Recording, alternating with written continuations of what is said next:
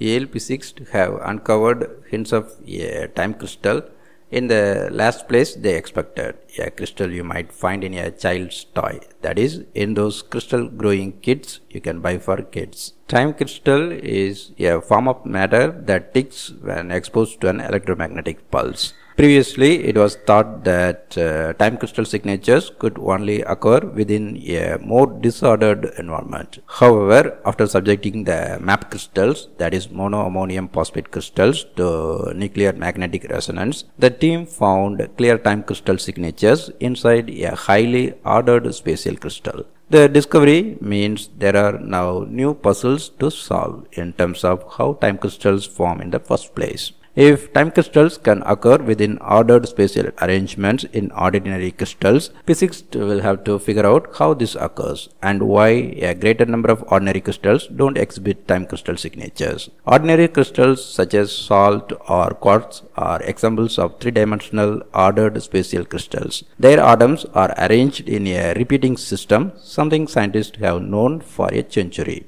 Time crystals, first identified in 2016, are different. Their atoms spin periodically, first in one direction and then in another, as a pulsating force is used to flip them. That is the ticking.